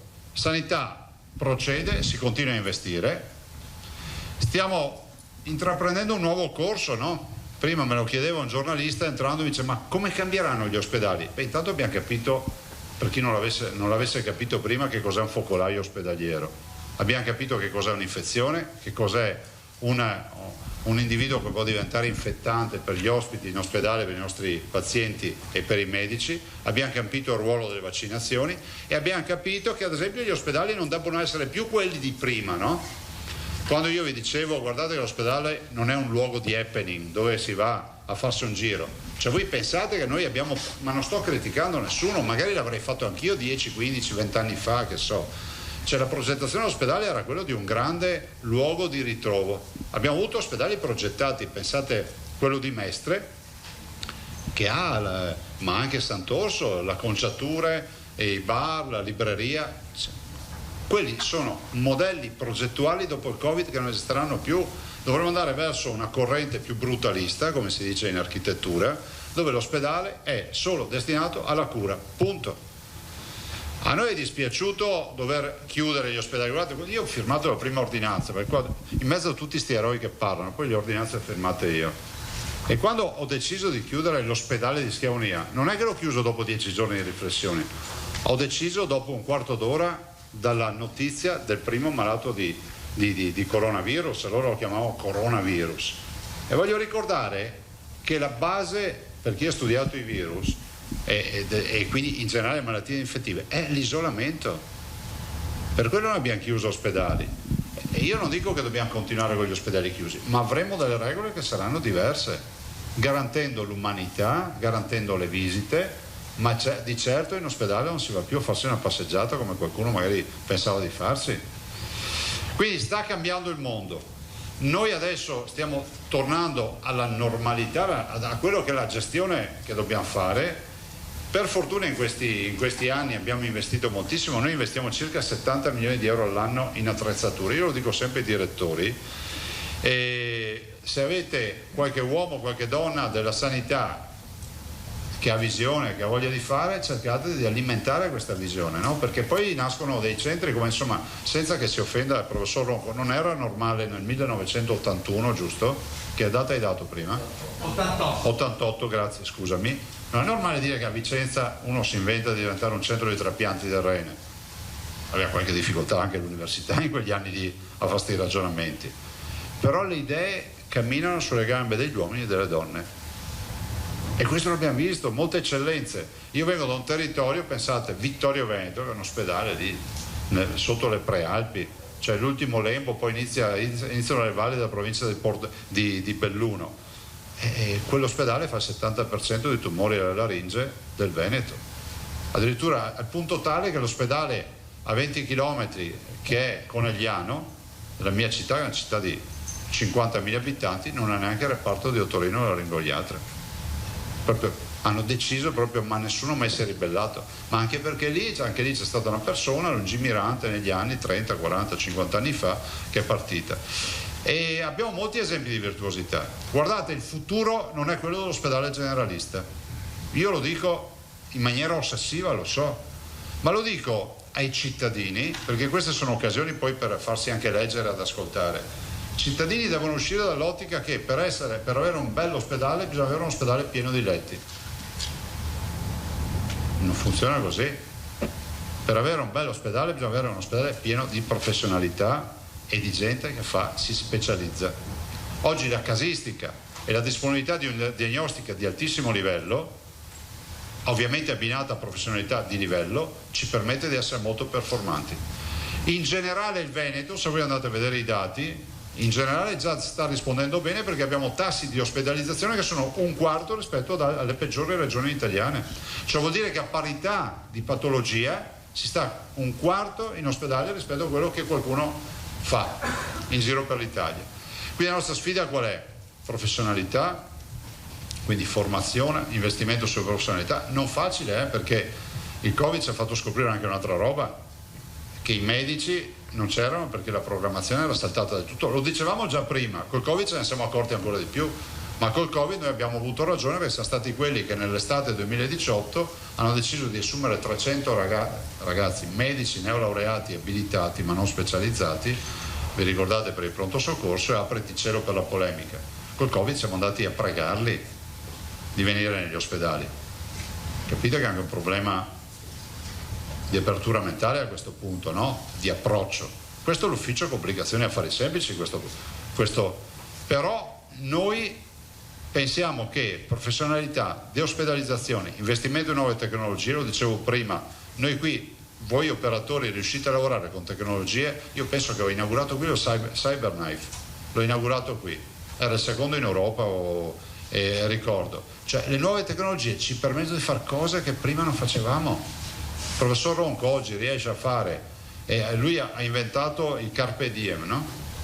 Ma lì è tecnologia, è professionalità, è studio, sperimentazione. Poi la casistica.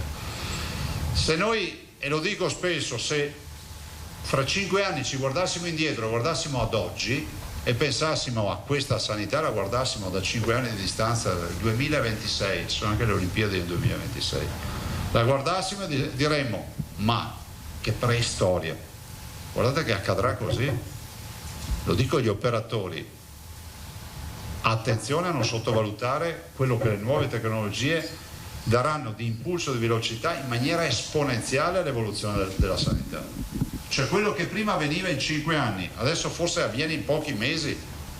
Vi ricordo che noi abbiamo in tasca un telefonino, un device che già ci dà dei parametri biologici. Immaginate fra 5 anni cosa avrà il telefonino rispetto all'autodiagnosi. Ormai è normale avere i battiti, no? Il dato pressorio, il tracciato cardiaco, lo si fa con un telefonino. L'ossigenazione.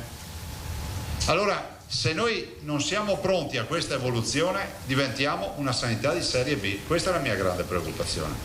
L'intelligenza artificiale non è l'occasione. Io lo so che sembrano discorsi da trombone, però segnatevi questi discorsi, vedrete cosa accadrà.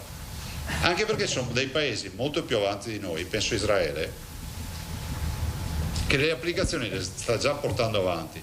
L'intelligenza artificiale, lo dico ai medici, non è il robot che sostituisce il lavoratore, ma è uno strumento che, come l'attack, che sostituisce lo stetoscopio. Cioè, la visita, quella che faceva, chi era quello? Ippocrate e i suoi amici, cioè, oggi è sostituita da un sacco di diagnostica che ci permette di dire che in Veneto l'età media dei maschi è di 83 anni e un po' di mesi, le donne arrivano addirittura a 93 anni, 92 anni. Allora, attenzione, perché l'evoluzione cosa significa? Perché vi dico questo? Noi gli investimenti li facciamo. L'intelligenza artificiale non è il sistema per sostituire i medici. Sento qualcuno che dice queste robe, che vuol dire che è fuori dal tempo e dalla storia, perché è come se io fossi venuto 20 anni fa a proporvi un ecografo o una risonanza magnetica di ultima generazione. Ma è anche la volontà di dire che se non ci si predispone si viene tagliati fuori. Ma non è una mia minaccia, dico, la sanità del Veneto rischia di restare fuori. Questa è la nostra grande preoccupazione. Pensate all'evoluzione della chirurgia robotica. Io sono arrivato nel 2010, la prima roba che ho chiesto allora è: esiste Robot Da Vinci? Il venditore non era un mio parente, perché qua in Italia bisogna sempre stare attenti a queste robe, no? Io ho detto: c'è la chirurgia robotica, desidero che almeno tutti gli hub provinciali abbiano un robot chirurgico. E sapete cosa mi hanno detto? Ma non ne basta uno. Non ne basta uno. Perché l'ottica qual era? Se proprio bisogna fare ne specializziamo uno. Sì, può essere vero, però ho detto, se questo è il futuro, tutti quelli che non lo sapranno usare verranno ritenuti di serie B e noi dobbiamo dare l'opportunità ai nostri operatori. Dopodiché anche lì il mondo si separa, perché c'è chi guarda la nuova tecnologia con attenzione, anche con un po' di apprensione, ma si butta, e chi rifiuta accampando un sacco di motivazioni. Ma guardate che quello è il futuro, cioè non ce n'è da tornare indietro. Guardate che abbiamo centri di cura che sono sempre sui giornali a livello nazionale, che ancora oggi non hanno il robot Da Vinci, non hanno la chirurgia robotica, e abbiamo ancora oggi cittadini che dal Veneto migrano per andare su questi centri di cura, e questa è una preoccupazione. Quindi noi ci siamo, voi siete assolutamente, come si può dire, la base del nostro lavoro, a noi spetta organizzare gli elementi della produzione, poi siete voi i professionisti, noi non ci permettiamo di andare a invadere campi di altri, però ci sentiamo la responsabilità dell'innovazione, ed è esattamente quello che ha detto i direttori. Ringrazio la dottoressa Bonavina, perché, come dico io, qui a Vicenza ho detto dobbiamo fare, quando discutevamo con l'assessore Lanzarin, che è qui e che ringrazio, che subisce tutti i giorni i miei sfoghi sulla sanità e che segue con efficienza la sanità, ho detto a Vicenza dobbiamo fare un tailor made, un abito su misura. Io vi ho mandato un abito su misura, una donna concreta, una donna che dice sì quando è sì, no quando è no. Non siamo bambini, quindi quando sì è sì, quando no è no, ha degli obiettivi da raggiungere. Vicenza per noi non è una partita persa, ma è un'eccellenza della sanità del Veneto. Continuiamo a investire, quindi non voglio mai sentire qualcuno che dica ma qua non si investe. Noi continuiamo a investire, ovviamente su dei progetti scientifici che abbiano un inizio e una fine, no? sul fatto. Ringrazio la dottoressa Bonavina. Chiudo ricordando anch'io Giancarlo Ferretto, che l'ultima volta che l'ho incontrato qui, eravamo forse per inaugurare qualcosa con l'università. La volta dell'università era?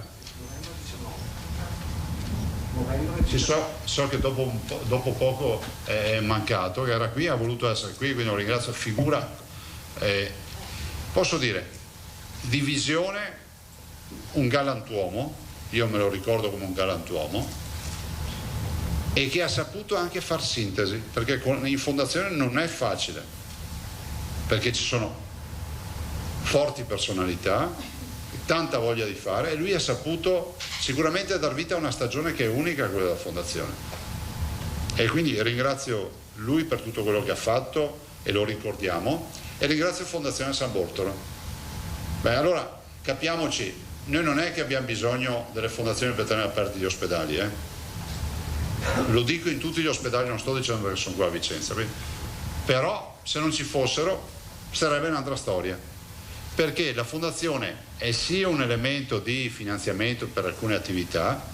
Sentite il nostro bilancio di 9 miliardi 360 milioni, sono 18 mila miliardi di vecchie lire all'anno, quindi a noi non è che ci cambia, però è la cultura che la fondazione diffonde, è la cultura che le associazioni di volontariato diffondono, perché guardate, un giorno parlavo con quelli della Fondazione della Speranza e uno diceva: no, ma che senso ha, se avete bisogno di soldi, se troviamo qualcuno a mettere 500.000, 1 milione, i venti sono generosi, ci hanno dato telefonate che io ho ricevuto personalmente, a parte versamenti da 5 milioni di euro per il Covid, siamo arrivati a 58 milioni di euro di versamenti. Però giustamente il rappresentante della Fondazione Città della Speranza ha detto: ogni pianta è un messaggio, un assegno da 500.000 euro è una roba che si rischia anche di non vedere, il che non vuol dire che non fa bene un assegno di 500.000, anzi. Però quindi il ruolo della fondazione è strategico, e lo diceva prima il professor Ronco, il tema del volontariato, perché comunque crea substrato, lo vedete nelle donazioni, lo vedete nelle donazioni samaritane, lo vedete nel millesimo trapianto, cosa, diciamolo fino in fondo, impensabile nel 1988 per Vicenza. Grazie.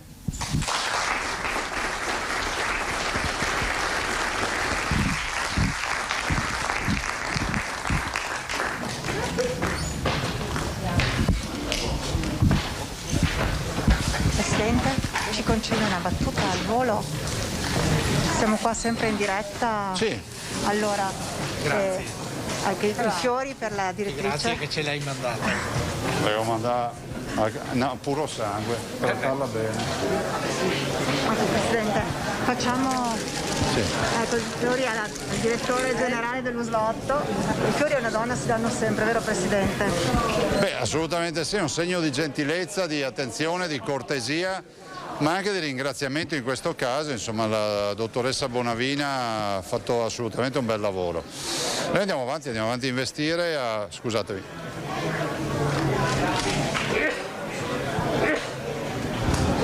Scusate, mascherine. Vado avanti a investire, diceva, anche in tecnologia e non solo, perché il Covid insomma ha portato a un cambiamento completo anche assolutamente sì, considerate che cambia la visione della gestione dell'ospedale, però è anche vero che continuano a essere aperti gli ospedali, ma con l'attenzione di non avere infezioni ospedaliere, non avere focolai, e soprattutto del fatto che l'esperienza Covid ci ha segnato profondamente, e dobbiamo capire che questo è un centro di cura con la sua sacralità. Ecco, tra l'altro facciamo un po' il punto della situazione, lo faceva già prima passando diciamo, dall'atrio del San Bortolo per venire qui, la situazione del Covid in regione in questo momento. La situazione è assolutamente in remissione totale, nel senso che abbiamo un'incidenza che è sotto gli 11 casi ogni 100.000 abitanti alla settimana. Vuol dire che se avessimo una popolazione di 100.000 abitanti, per spiegarlo ai cittadini, e questi 100.000 abitanti li avessimo lì fermi per una settimana, in una settimana forse troviamo 11 casi, quindi è bassissima. Considerate che siamo arrivati anche a 700 casi a settimana su 100.000 abitanti. Cala l'R-T, che magari è meno comprensibile ai cittadini, è 0,64, e cala drasticamente l'occupazione negli ospedali, sia terapie intensive che ovviamente area non critica, e siamo arrivati ormai a circa un 2% di occupazione. Considerate che il limite di area rossa è 40%, noi siamo al 2%. Adesso ci vuole attenzione, non bisogna abbassare la guardia, e abbandoneremo probabilmente le mascherine, che utilizzeremo come l'ombrello. Le mettiamo, cioè l'ombrello si usa quando piove, quando non piove uno lo mette via. Le mettiamo quando troviamo degli assembramenti e le togliamo tutto il resto della giornata. Vado al supermercato, vedo una coda infinita perché c'è un sacco di gente, mi metto la mascherina, passo la mia coda e vado fuori. Così è un comportamento responsabile verso se stessi e verso gli altri. A fine giugno, 15 luglio o quanto andremo avanti? Guardi, io penso che comunque non possiamo arrivare a Ferragosto. Immagino che con luglio questa sia un'altra delle partite risolte. Certo è che noi ci stiamo già preparando in maniera assolutamente puntuale anche per tutto quello che è questa fase di interregno, no? Perché c'è questo grande punto di domanda su settembre-ottobre. Noi nel frattempo facciamo campagne di tamponi pesanti e sequenziazioni di quei pochissimi casi che troviamo per capire l'evoluzione delle varianti con l'istituto zooprofilattico, ma creando anche una rete di un network nelle 12 microbiologie del Veneto. Fra l'altro qui a Vicenza il coordinatore è il dottor Rassu, che è coordinatore di tutte le microbiologie del Veneto, e direi che è quello che si fa in attesa di continuare a finire le vaccinazioni, che finiremo sicuramente alla volta di fine estate. Le varianti vi preoccupano oppure insomma in Inghilterra si parla addirittura di aprire più avanti, c'è un po' di preoccupazione? Ma guarda, io dico una cosa, che non bisogna mai trascurare nulla, dopodiché le varianti sono parte integrante dell'evoluzione del virus, ogni volta che entra in un individuo comunque c'è il suo adattamento, dopodiché può esserci una variante che è più pericolosa dell'altra, per questo dobbiamo monitorare, fare tamponi e fare sequenziazioni. Green Pass, finalmente ci siamo? Finalmente sì, visto considerato che quando l'ho detto io mi hanno riempito di parole, lo dissi ancora penso ad aprile dell'anno scorso, 2020, e parlai di passaporto sanitario, sembrava quasi una roba da dittatura. La verità è che se vogliamo circolare abbiamo bisogno di un certificato. I veneti ce l'hanno già, che è il certificato vaccinale o del tampone. Adesso cercheremo di capire bene come si andrà a concretizzare questo Green Pass, e noi poi abbiamo un'anagrafe vaccinale, siamo in grado di rilasciarlo in tempo reale. Mascherina, già ne ha parlato, ma insomma secondo lei riusciamo prima di luglio? Sì, secondo me accadrà, conoscendo le dinamiche e le liturgie dei palazzi romani, finirà che con luglio se ne andrà. Under 16, i senatori della Lega vogliono dire no al vaccino, dicono no al vaccino, lei cosa dice? Io dico che gli under 16 sono autorizzati dai 12 anni in su, dopodiché spetta ai genitori informarsi e decidere. Cioè non ho una posizione, cioè, nel senso che devo mantenere l'assoluta, come si può dire, correttezza nel dire cosa prevede la norma. La norma prevede che da 12 anni in su si possa fare il vaccino, dopodiché ogni genitore che nella patria potestà deciderà se è opportuno o non farlo. Il Veneto sarebbe pronto per vaccinare tutti per settembre per il rientro a scuola? No, ma noi sono già aperte le agende vaccinali, per cui ci sono già dei genitori che hanno chiesto la vaccinazione ai propri ragazzi, altri che non la fanno, per cui ricordo sempre, soprattutto quelli che parlano tutto il giorno pensando di aver capito tutto, che la vaccinazione è volontaria, nessuno obbliga alcuno ad andare a vaccinarsi. Presidente, c'è anche poi il dilemma del fatto che eventualmente se uno non si è vaccinato c'è la privacy, non si può sapere, c'è tutta la partita su quali tipo di conseguenze il non vaccinarsi potrebbe avere. Sì, questa è un'altra partita, però se devo essere sincero, a livello ospedaliero e nei centri di cura, nelle RSA, nelle case di riposo, noi dobbiamo sapere chi non è vaccinato, ma non per metterlo alla gogna, perché il non vaccinato, ad esempio nel piano di sanità pubblica del Veneto, prevede un tampone ogni 7 giorni, per cui c'è un tampone più frequente, perché noi sappiamo che potrebbe infettarsi e magari infettare qualcuno. Invece il vaccinato ha un tampone ogni 30 giorni, quindi c'è anche un problema tecnico.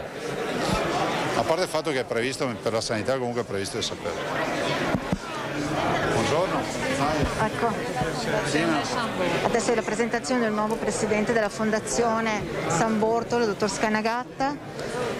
Avete sentito prima dunque il presidente Zaia che ha parlato un po' della situazione vaccinale in Veneto, avete sentito anche della situazione appunto dell'R Conti. Il Veneto è effettivamente in una situazione molto positiva. Lasciamo parlare questa presentazione appunto della fondazione e soprattutto del valore della fondazione, di cosa sta facendo e soprattutto il nuovo presidente, quindi quelli che possono essere poi i futuri sviluppi. Avete sentito anche, oggi abbiamo parlato anche del millesimo trapiantato e vediamo un po' se riusciamo ancora a sentire il presidente Zaia, vediamo un attimo cosa Avete sentito appunto di cosa ha parlato il Presidente, soprattutto è stato un momento importante anche per capire la situazione appunto vaccinale. Benissimo, allora a questo punto si chiude qui questo appuntamento con il Presidente Zaia qui all'USL Otto Berica. Ringraziamo, ridiamo la linea allo studio. Allora ringraziamo noi Gabriella Basso, Simone Squarcina per aver seguito il Presidente Luca Zaia in questa visita importante al San Bortolo di Vicenza. Abbiamo visto anche l'inaugurazione del nuovo centro 118 SUEM, una giornata molto importante per la sanità del Veneto. Si è parlato di mascherine, si è parlato della possibilità di uscire in tempi rapidi da questa emergenza. Tutte situazioni che approfondiremo, che vi invitiamo a seguire nei nostri telegiornali di questa sera per capire un po' di più di quanto è successo. Ringraziamo Alessandro Costacurta in regia, ringraziamo voi per averci seguito fin qui, vi auguriamo un buon pomeriggio.